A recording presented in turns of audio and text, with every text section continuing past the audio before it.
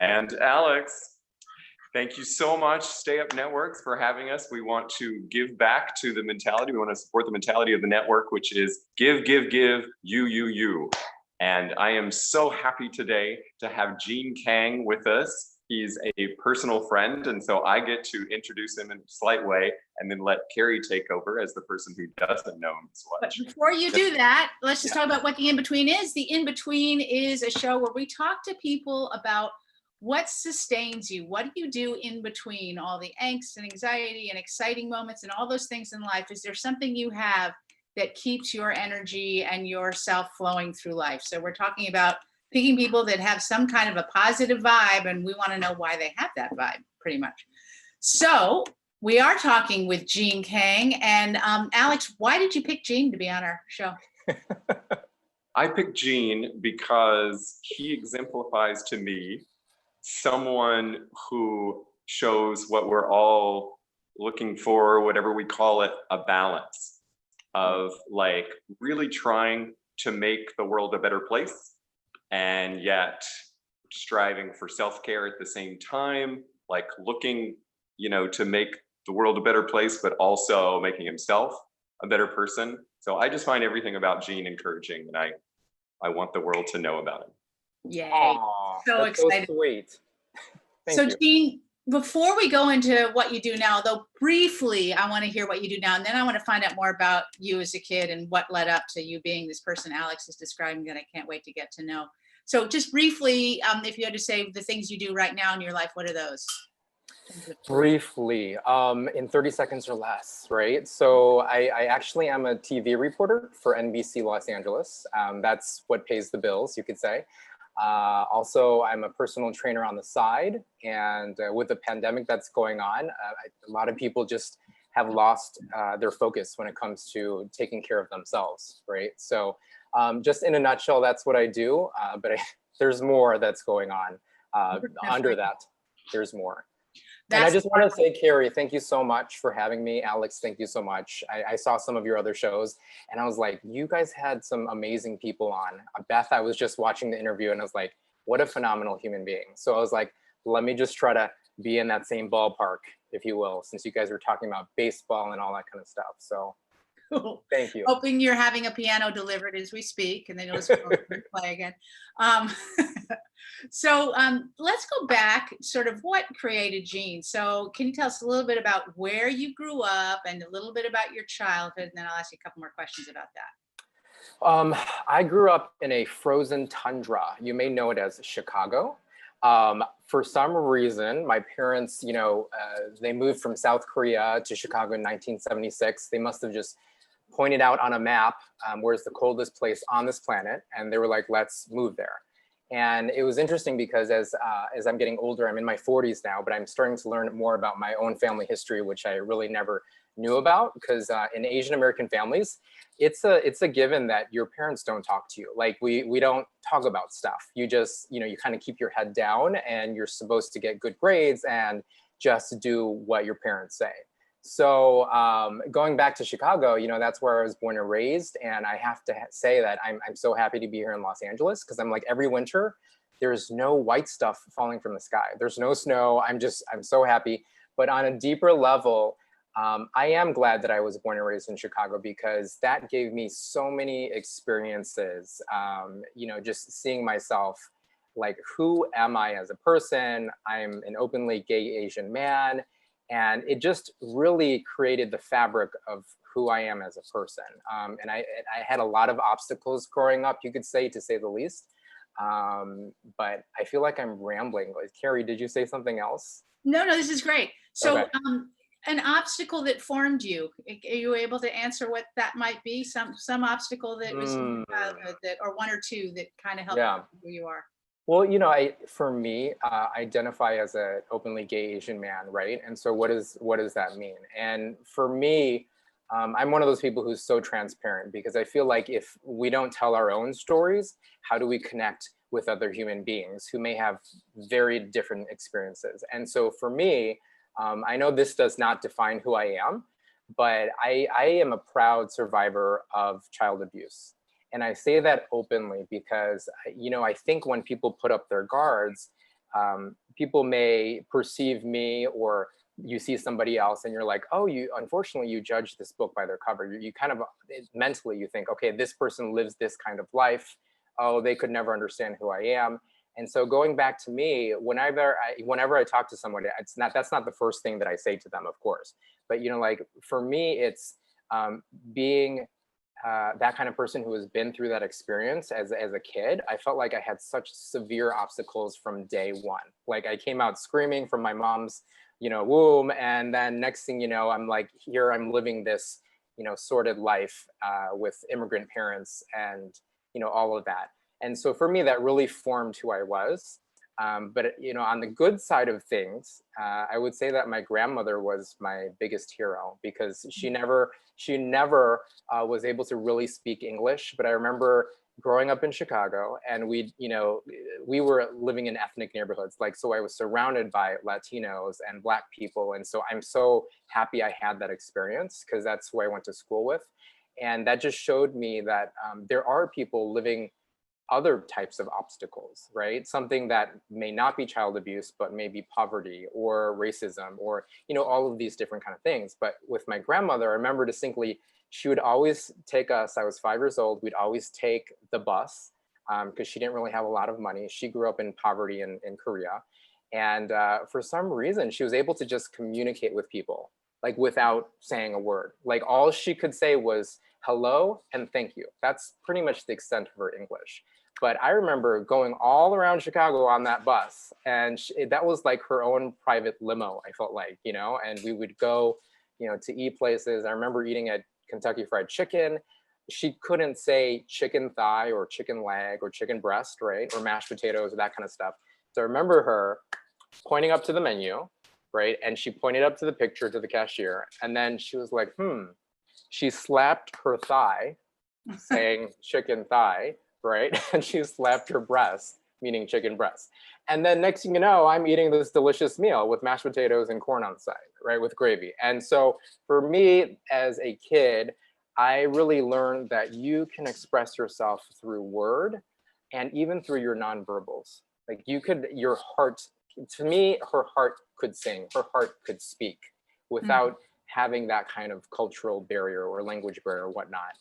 So yeah, I'm one of those talkers, so please cut me off if I'm veering off on a tangent. I always go kind of to the left. So, we love talkers. It's a talk show. That's why we're here. What a concept. I keep picturing you in school.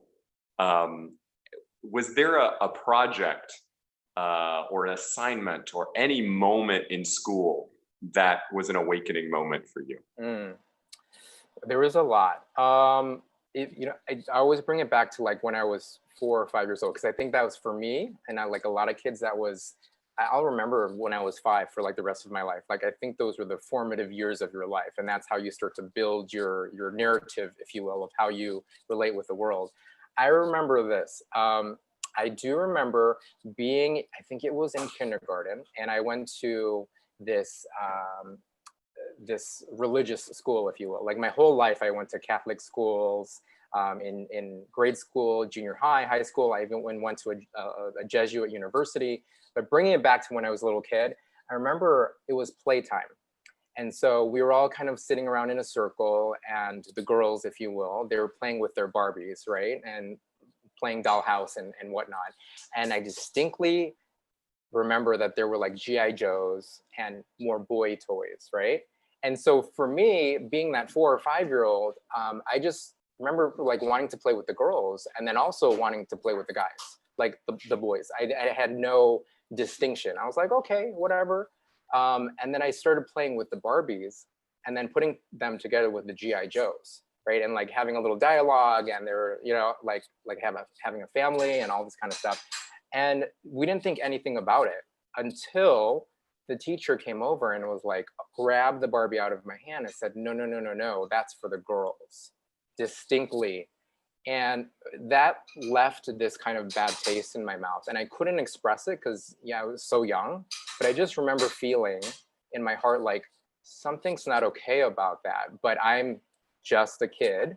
What could I possibly say? And I remember crying, because that was for me, one of the first lessons in school that there are clear gender roles or distinctions or how you should be. And so for me, in a positive note, I remember, and I go back to that, even as an adult, and I was like, now I understand if I see that in my environment, I'm the first person to speak out. And if I see a kid experiencing something like that, and it doesn't have to be gender roles, it can be an ism, racism, sexism, whatever. I'm the one who's like, no, I don't think so. Hold on, wait a minute, no, that's not happening. Let me explain this. Let's diffuse the situation. And I don't know if you've seen the show, What Would You Do Now with John Quiñones? And that was like a very popular ABC News show, but they would put people in scenarios just to see how they would react, right? Like, and there would be like a hidden camera. Like, for example, if someone was being racist in a restaurant, they would see everyone's reaction and who would speak out, who would take action. And I identified that show because like my husband would always be like, can you be quiet while we're watching TV? I'm like that person who talks in the movie theater. And I'm like, I'm sorry. But let me dial it back. But I just, I think silence, unfortunately, is an enemy, in the sense that if we don't speak out for other people, who's going to? Like, you can't just turn a blind eye. So yeah. Great one. That kind of dovetails with my question. What was something that you did as a very young kid? And I usually think it is about 4 or 5 that is like the premonition for you being a reporter now for CNN, that's one of the big, I mean, you are breaking silence as a reporter. So that may be that experience. But was there anything else you used to do that was like just a passion as a little kid that kind of says who you are, part of who you are now or what you do now? More than just the experience itself. I would say as a kid, I was always the one. I know, Alex, you probably picture me as this petite little child. Maybe, I don't know what you're thinking, but I actually was the chubby kid in school. So I was, kind of bullied, and I grew up in this experience where I became the class clown, kind of like as my defense mechanism with everything that was going on with my own personal family life. And then, that's how I connected with other kids, and that's how I made friends. Like, I would always make jokes, everything would always be kind of funny. And I remember, like being called sumo wrestler because I was just a big kind of kid when I was 5, 6, 7, 8 years old. Thank goodness for puberty, because then all of a sudden everything just, by the time I was 12 or 13, like everything just leaned out, and just playing sports and tennis and that kind of stuff. But for me, it was, like some of the defining moments was connecting with people through laughter and through dancing. I remember sneaking off. I would sneak off at like my house.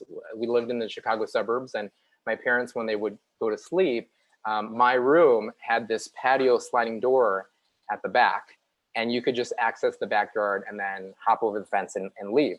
So when I was in 7th and 8th grade, I remember I loved R&B and hip hop dancing and freestyle dancing and that kind of stuff. And I was such an 80s, 90s child. Like, we would listen to MC Hammer and even Sugar Hill Gang and all that kind of stuff. And we would go into schools and they would have these dances and we would have dance battles. And that's when I would see all of the neighborhood kids. Like, so imagine it was kind of like a Soul Train, house dancing kind of battle. And then you'd dance, like, one school would be in this corner, another school would be in this corner, your friends would be around you. And then you go into the circle and then like you shake your thing, do the Running Man, and whatever, Roger Rabbit. And then, like that was our kind of way of hashing things out, if you will. It was through that artistic creative form. And, whenever a song comes on these days, I'm always kind of like, dancing to myself. So You're that always was looking to dance off with? a dance off. Yeah. I'm like, you want a battle, Carrie? Come on, let's go. Win. You got it. It was really effective. I was going to say, you're sitting in your chair, but I'd love to see like one of your signature dance moves. Oh God. I'm going to have to somehow disconnect myself from this and then maybe do something. Yeah. On my couch. You can. I can. We'll watch. What could I possibly do? Oh my gosh. I feel like I'm so connected to all of this in my computer. I'll do it in a little bit. All right, a little bit. We're going to remember that. We can all end. How about that? What'd you say? We can all dance at the end. Well, I'd rather see him dance than me. He is the guest. I'll do the beatbox.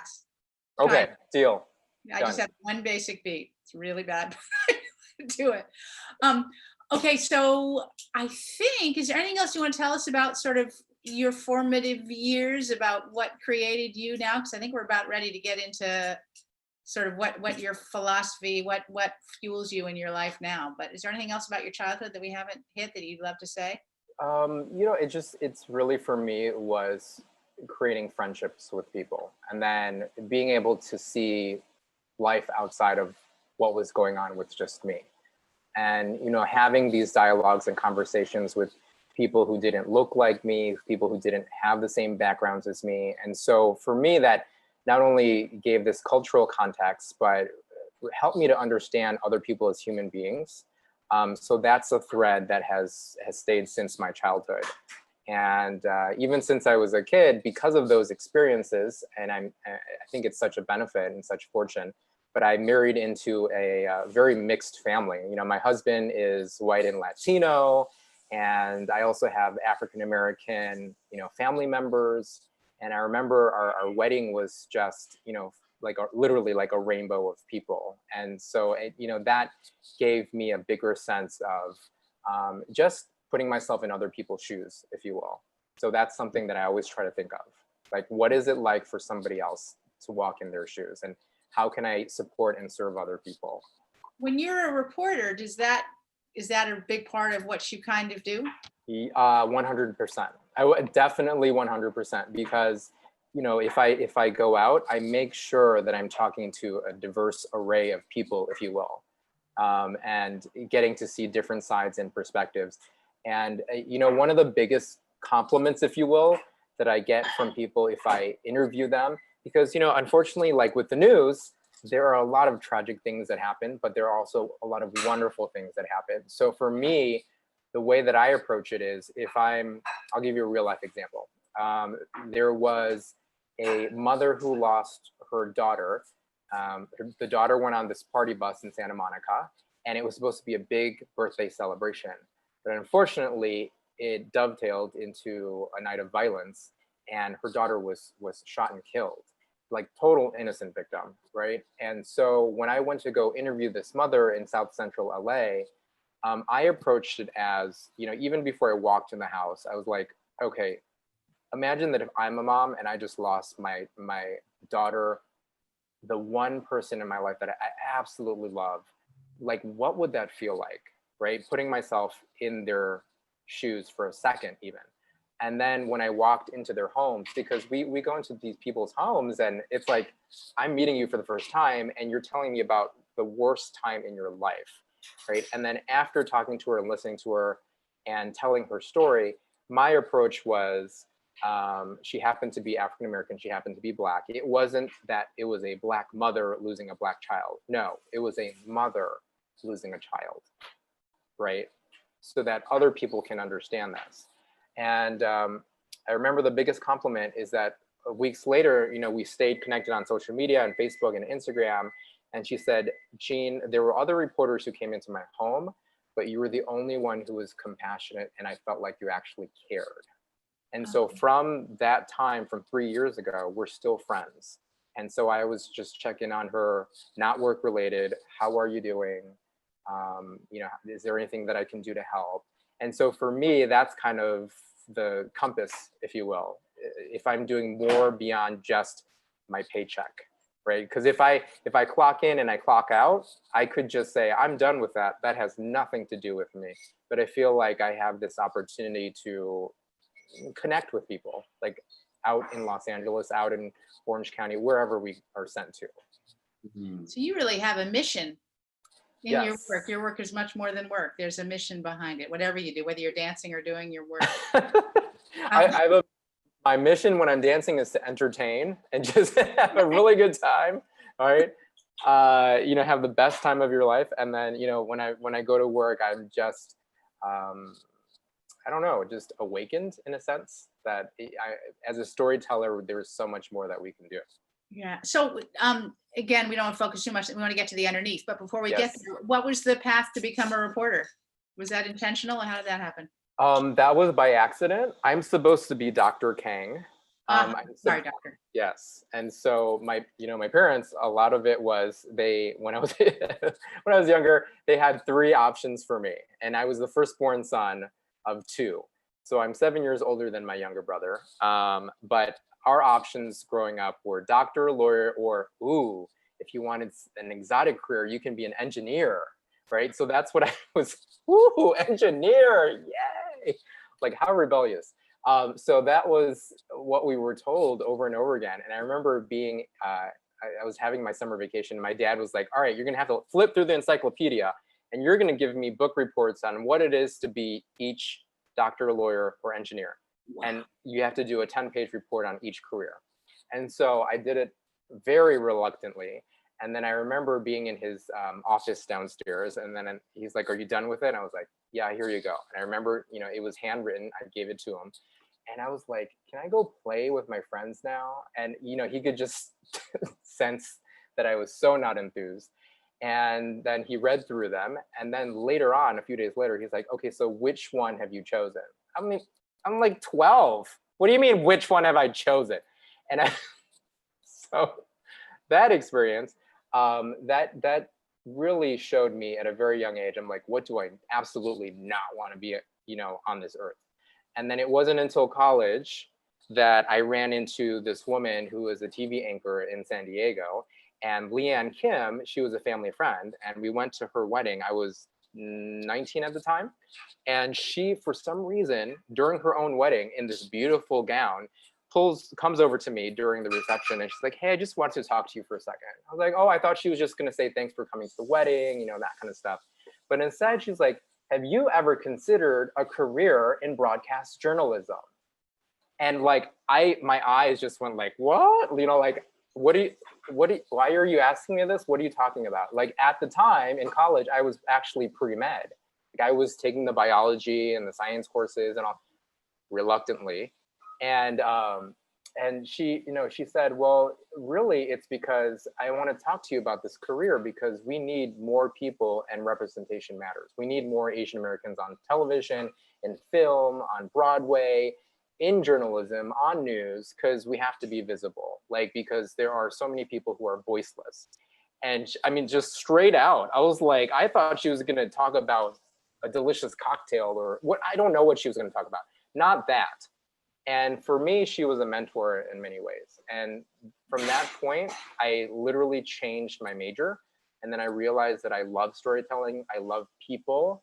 I love being out in the community. And, in a way, I still believe that journalism has made a difference and still makes a difference. And so I'm so happy that she pulled a young 19-year-old kind of clueless teenager over and had this kind of very strict talk.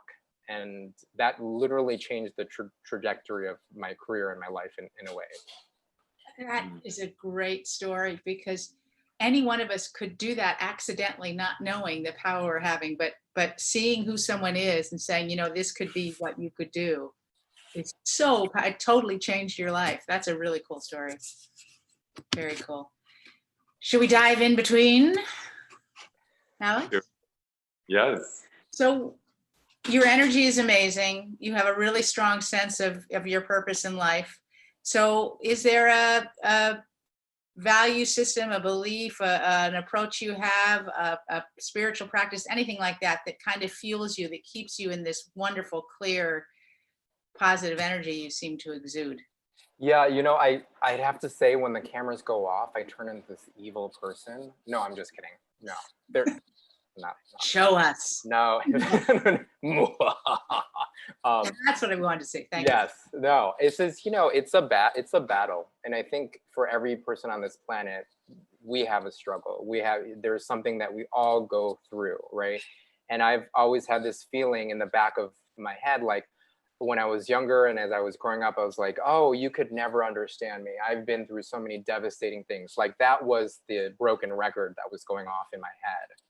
And it had to do with my own kind of lack of self-worth, lack of confidence, lack of pride in who I was.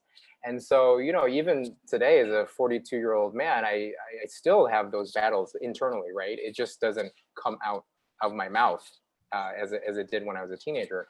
But with spiritual practices, I'm just so happy that I'm friends with Alex. I've known him for more than a decade. I don't know, 15 years, losing count.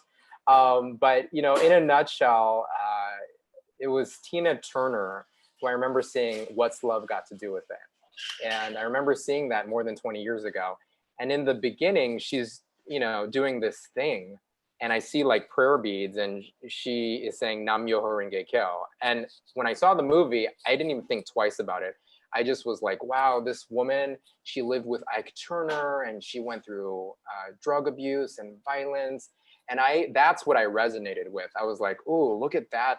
Oh my God, she's struggling so much. I didn't know. I just knew her as like Tina Turner with the fabulous hair and the legs and, you know, and like that performer. I didn't know what was underneath. And so then later, you know, maybe 5 or 6 years later, you know, my boss, Christine, I was working for her and I would come into work. I was her administrative assistant at the time. And so I worked at this agency in Chicago where it was really about diversity recruiting in nonprofit organizations and at the CEO level. And my boss, Christine, she would come in every morning and she'd be like, good morning, how are you, Gene? And I'm like, what's wrong with this lady? Like, is she on crack? Like, what, you know, like every single day, literally.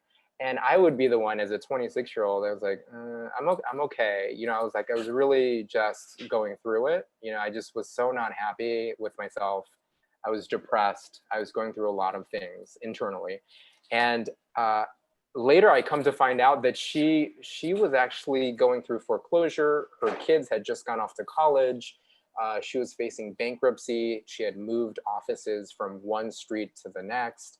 And so she was going through all this stuff, yet she was the one coming to me as the president and CEO of this company. And Christine would every single day, how are you? What's going on in your life? And I remember this breakthrough moment, it was during lunch. She's like, let's go out to lunch. And I was like, me? I'm like, I'm just the admin. I'm like, I'm just the one who greets people when they walk in through the door. I'm like, why me?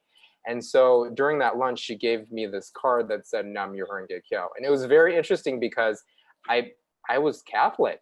Like my whole life, I was an altar boy. I rang the bell. I mean, I was there next to the priest as he was giving communion to the people in the church. I'm like, that was my life. And then for the first time, you know, she said this really profound thing. And she was like, when you chant Nam Myoho Renge Kyo, that's the mystic law of cause and effect through sound. You're connecting your life to the universe. And when she said that, I was like biting into my sandwich and I'm like, oh, well, that's nice. I don't know what you're talking about. And she's like, imagine this. If you have, I'm a visual person, so this worked for me. She said, if you have a drop of blue dye, imagine you have like a glass like that, and you drop it in there, what happens?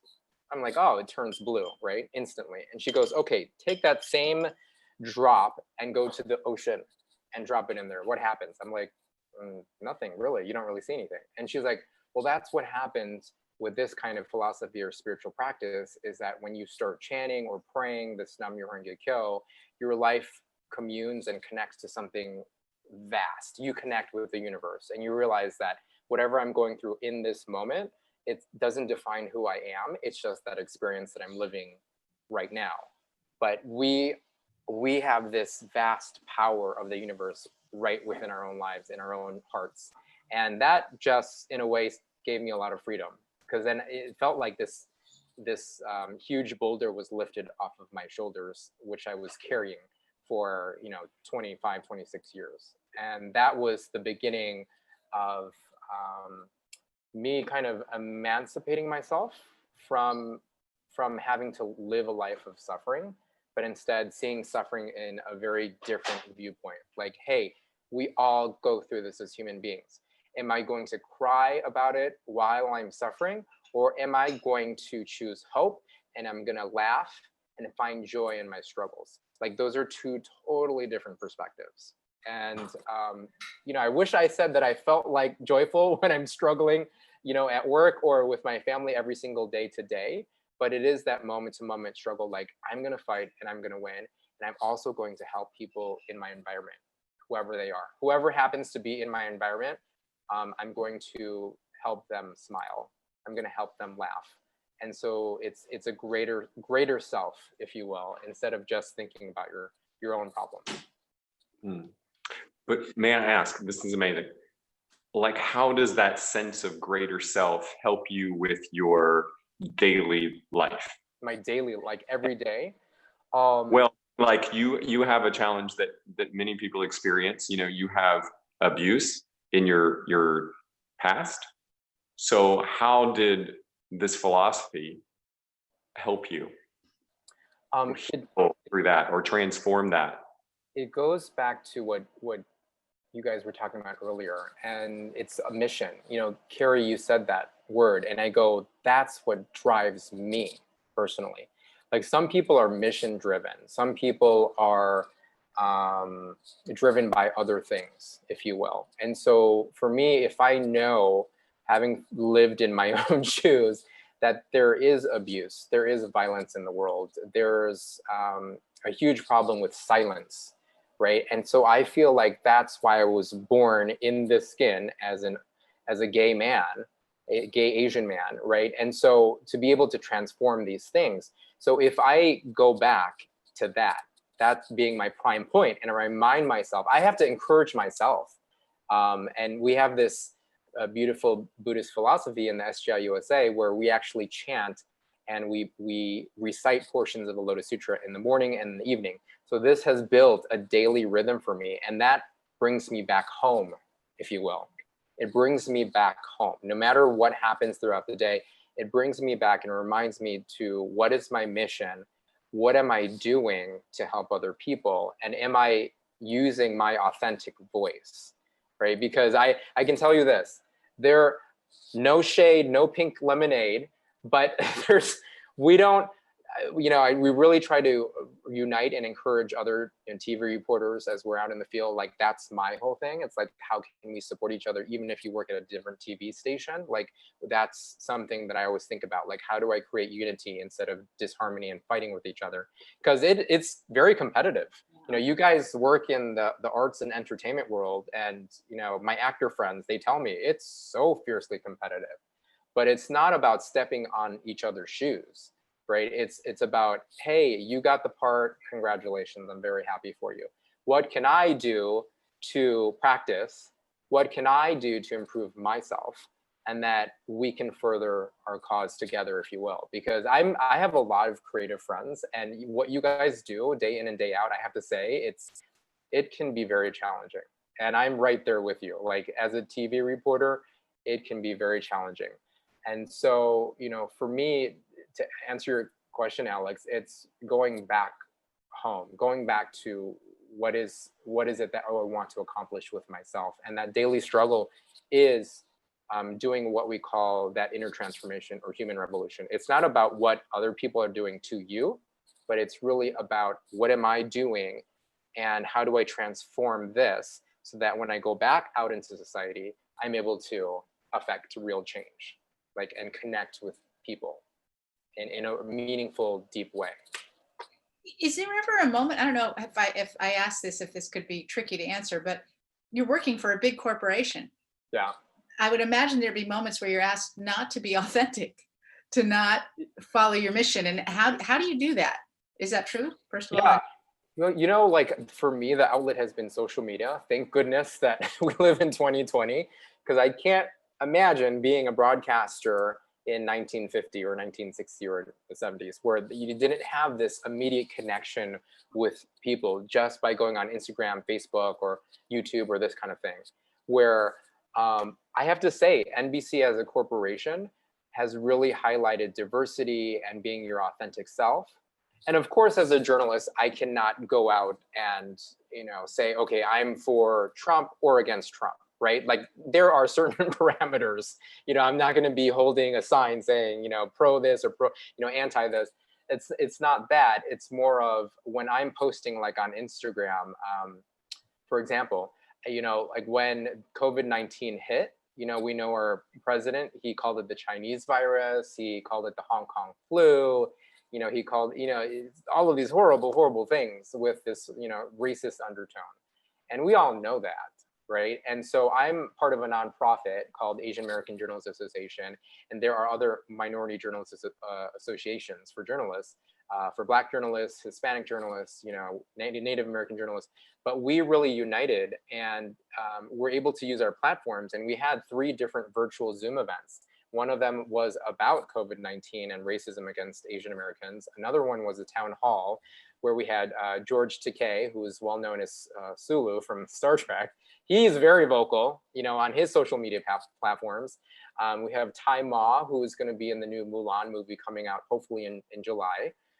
So we brought together actors, performers, psychologists, politicians, people from all different walks of life to talk about this and have a deeper dialogue and to affect real change, because it can be really traumatic when I'm seeing on television assaults of people who look like my grandparents, of Asian Americans, of Asians who are beaten up because people falsely think that COVID-19 was created by Chinese people or Asian people, right? And so that false narrative is out there.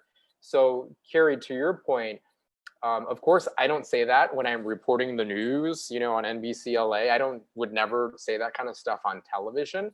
But, I was able to say things like that through those different value creating platforms, and, how do we come together is always the message. And on my own Instagram page, you can flip through there. When COVID-19 hit and there was like this wave of racism, I was able to just put on a picture of myself in a mask. And I put in the text of the post itself, I said, this is what a lot of Asian Americans are facing. Even my own personal experience of going to which I consider LA like very diverse and pretty open. So like when I went to Trader Joe's several weeks ago and people were kind of staring at me like, without even saying anything, I felt a little weird vibe. It's hard to put into words. And that was when COVID-19 was just starting. And, I posted that on Instagram, and for me, it was therapeutic, and my company has never, as NBC said, well, you need to take that down. Like, how dare you put never. And what's happening right now is that there's actually a conversation going on, text message threads with all the other reporters, and they're having a diversity and inclusion conversation about, have you been asked to, let's say you have a curly afro, have you been asked to straighten your hair? Like what? Like, so I'm seeing real change happening as we speak because of what's happening out in society, out on the streets. That's cool. That's like the balance. That's how you get the balance. When you need to, you go over. Yeah, that's very cool.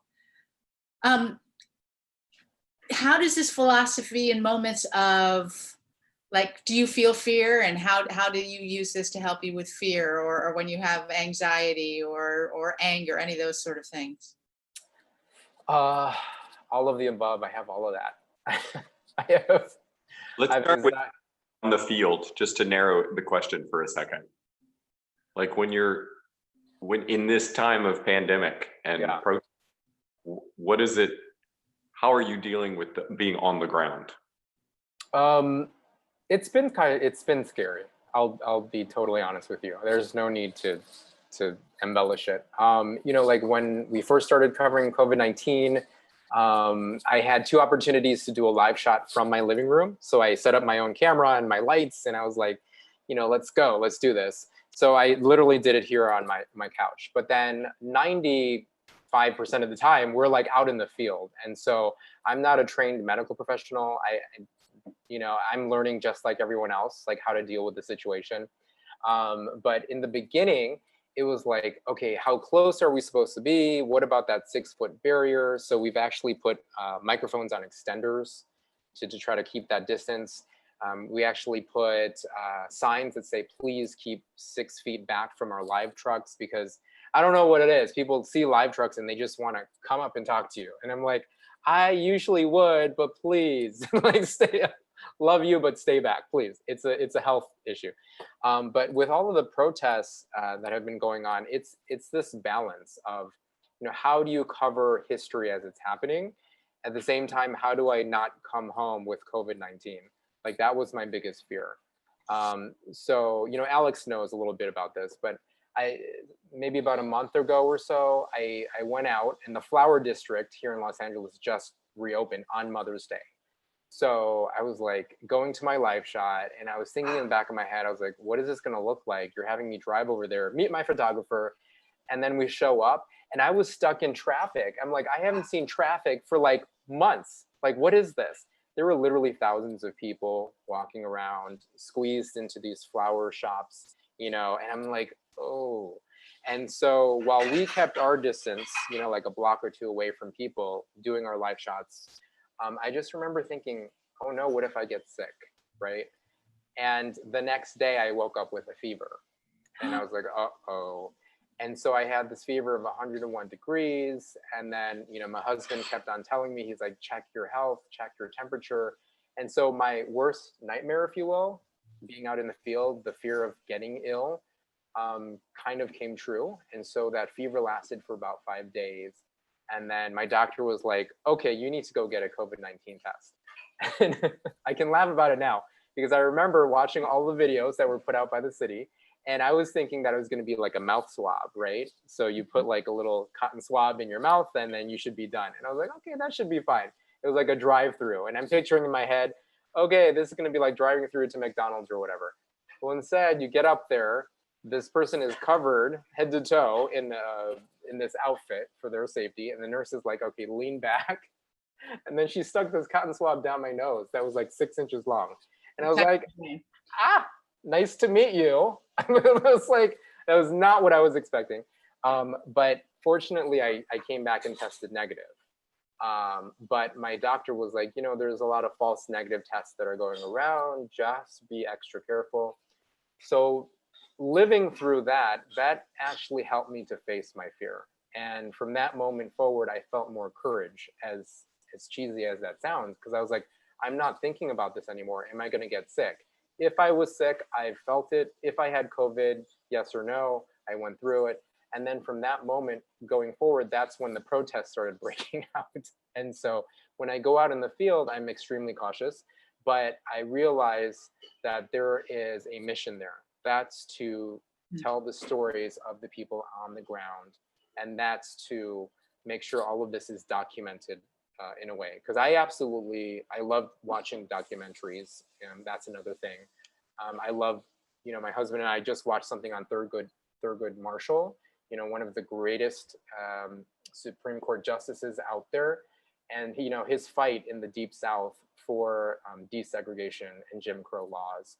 And that kind of stuff pumps me up. And that reminds me, what am I doing out there as a journalist? And so I stopped thinking about my own health. Like, am I going to get sick? If that makes any sense. Absolutely. Yeah. It's the mission again. That's really cool. Mm-hmm. Should we go to some palate cleansing questions for a moment, Alex? Excellent. You go. One of my favorite. Which favorite color? What's my favorite color? Blue, like the ocean. What shade of blue? Like the ocean. Okay, but yeah, is it like teal, or is it more royal? Atlantic, Pacific, like more Caribbean kind of. That. Yeah, I like that because it's peaceful and calm, and yeah, I love beach. I love beaches. Beautiful. Yes. You've mentioned music already and dancing. What's the piece of music that you love, that if you need to turn something on to lift you up or whatever? Is there any music other than your own chanting music that you make? Oh gosh. I guess it depends on what kind of mood I want to be in. I love Cardi B, the rapper. So sometimes I'll listen to, I love female rap artists. It's something about that is very empowering. So, but then if I want to, because my parents also pictured me to be a wonderful classical pianist. that's what they also wanted me to become as a kid. But as a 5-year-old, I stopped the lessons. So I do still listen to classical music.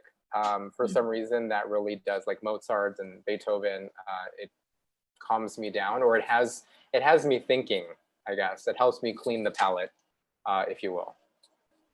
Cool. If you could interview somebody this afternoon, who would it be? If I could interview somebody? It can be in the universe, past, present, or Anywhere. future, from anywhere. No barriers, nothing. Oh my Who do you gosh. want to interview? I would poop my pants if I could interview Oprah. Oh, interesting. What would you ask her? I would ask her, because I felt so many similarities when I was growing up and watching her, just because of her own problems with abuse in her family life and all that kind of stuff. I would ask her, how do you ground yourself? Because I know she's also a spiritual person. Like, how do you ground yourself with all of that money, all of that fame? You know, people thinking that she is a goddess in many ways, if you will.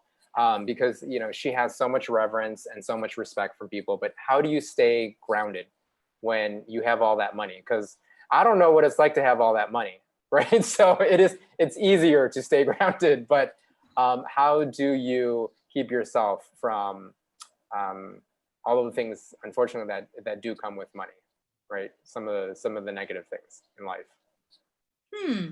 That's cool. If you were a dog, what would you chase? My own tail. All right. That brings us back to dancing, doesn't it? It does. Well, I say that it's funny because my dad's a veterinarian and he still works 6 days a week, despite the pandemic. And he works in the suburbs of Chicago in a place called Justice, of all places, in Justice, Illinois. That's been a running theme in my life. But he is one of the hardest working people that I know on this planet. And I do have to say, with all the things that I've been through, because of my Buddhist practice and just because of forgiveness and love, I've really been able to transform my relationship with my mom and my dad. And now my dad sends me awkward text messages. And the other day he was like, "Hey, I heard that Tom Hanks had COVID-19. How are you?" And I was like, what the hell? What on earth are you talking? Like randomly on a Wednesday. And I'm like, what? Okay. And I just realized that just means, I love you. How are you doing? He's checking in on me. And so I'm an animal lover. That's my point. Absolutely. We had like the misfit toys growing up. We had like the 3-legged cat. We had the pit bull who got into a fight and had one eye patched over. We had Labradors who, unfortunately, there were vet clinic patients who would just leave them at our vet clinic because they would find out, oh, the bill is $1,000. Okay, I'm not going to pick up my dog. So they would, yes, it happens. Oh my God. Can't believe it, but it happens. And so I was very lucky to have like an animal house growing up. Like we'd have so many cats and dogs in our homes at a given time. So that's a big thing in my family. That's trippy. If you had somebody, a young person that looked up to you and said, "I just want your wisdom, give me 3 pieces of advice that I can take with me the rest of my life," what would you say? Oh my gosh. I know. It doesn't have to be 3, but whatever. What would you want? What are the core things you'd want them to have, to take with them? Take your vitamins.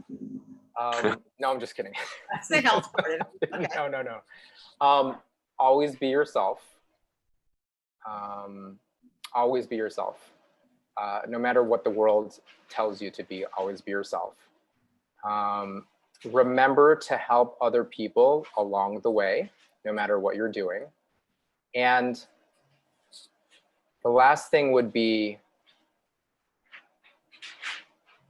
to fight and smile, no matter what you're going through. You may feel miserable, but create that cause to smile, because honestly, if people start, there's scientific studies, like you may feel horrible, but if you force yourself to laugh, if you force yourself to smile, you actually create this cause and you smile more. And people say this to me because they're like, "Oh, you're always smiling and laughing," and I was like, "Oh, I didn't know that you were feeling horrible." I was like, yeah, I was really trying to encourage myself, as selfish as that sounds. I was just trying to encourage myself, no matter whatever shitstorm was going on around me or internally. I want people to see me as not only just a positive person, but someone who is a fighter. Like, that's me when I smile. I'm fighting through whatever I'm going through at the moment. Oh, that's really cool. And it is completely contagious, and it does beget itself. Really quickly, I had a stand-up comedy act with one of my acting partners and I, where we'd go in and we wouldn't finish a sentence because we both burst out laughing, because we knew if we laughed on stage, people couldn't help but laugh because it's completely contagious. It is. It is. You're gonna start. See, you doing that makes me want to do the same thing. Exactly.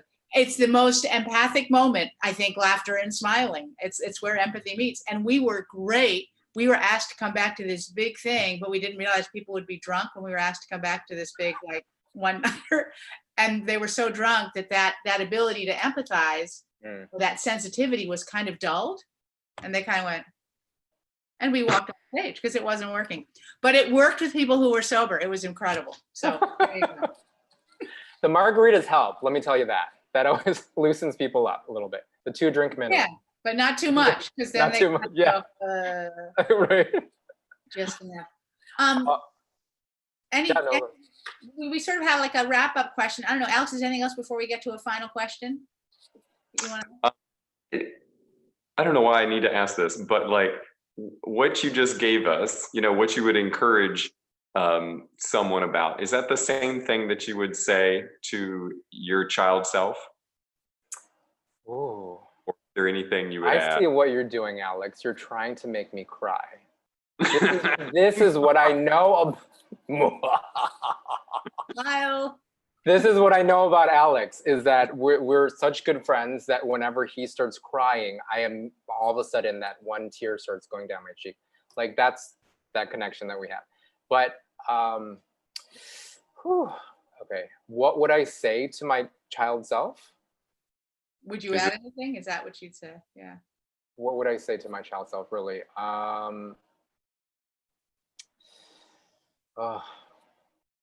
I would say to my child self, you have value, you have worth, and take the world by storm. Because those are all of the things I never believed when I was a kid. I believe the opposite. And so if I were to see the younger me, I would really encourage that kid to not believe the bullshit, whether it was from my dad, whether it was from society. It would really just be that core belief that you, as you are absolutely the most beautiful, and you can do anything in this world. And I try to tell that to kids too, except without the bullshit part. I try not to cuss too much, because I kind of cuss like a sailor sometimes. But just really connecting to kids. I think I have this ability to also connect to kids on a heart-to-heart level, like not from a, I'm an adult and you're a kid, but more of a, hey, what's going on in your life? What are you going through? Let's chat, let's have fun, let's laugh. But I love Carrie too. I'll bring it back to laughter, because my mom, whenever she laughs, I remember, and even to this day, will say stupid things. Like, I'll just say this. This is really embarrassing. I'll just say this because my dad's not listening. But I do remember one of the greatest memories. I don't want you guys to think that, I had this horrible childhood and everything was just bad. No, it wasn't. My dad had this, I don't know if it was a talent, but he could fart on command. Whoa. I'm so sorry. That's like out of left field. I'm very left field. Very impressive. Very impressive. As smart and gifted as he was, that was something in our household which I would always snort into laughter, because he would just, at the dinner table, he'd be like, and we would just burst out into laughter. And then he had the talent was he could do machine gun farts. He could do grenade farts. He could do bomb farts. I can't believe I'm talking about this, but all out of his ass, not out of his mouth. You guys didn't even ask this, but I'm telling you. And so my husband is looking at me from the kitchen like, what are you talking about? So I just love to talk about the most embarrassing things, because then I think people realize that under the surface, there's so much more. But my mother would always laugh, and still laughs to this day, where we would just start crying. Like, we would laugh so hard. And my mom is very silly. And I think I get that from my mom and my dad. They have this other side to them that is just no holds barred.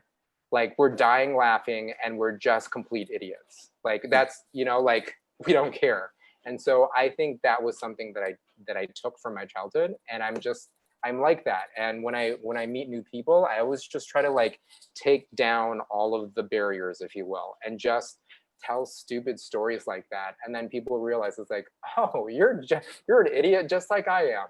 You're just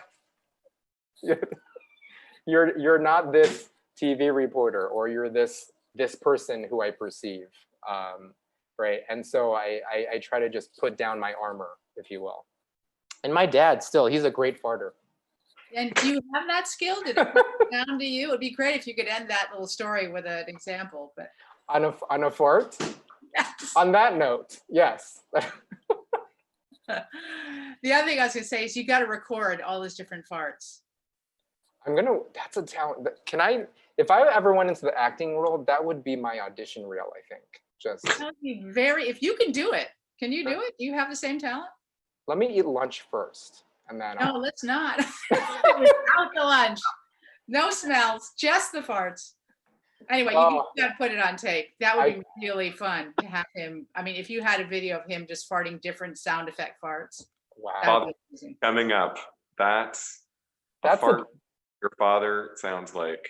That's the random text I'm going to text to my dad, because he loves to send me random text messages. So that's my payback. Yeah, here you are. The most inspiring part of being on this talk show was I want to tape of you farting. Yes.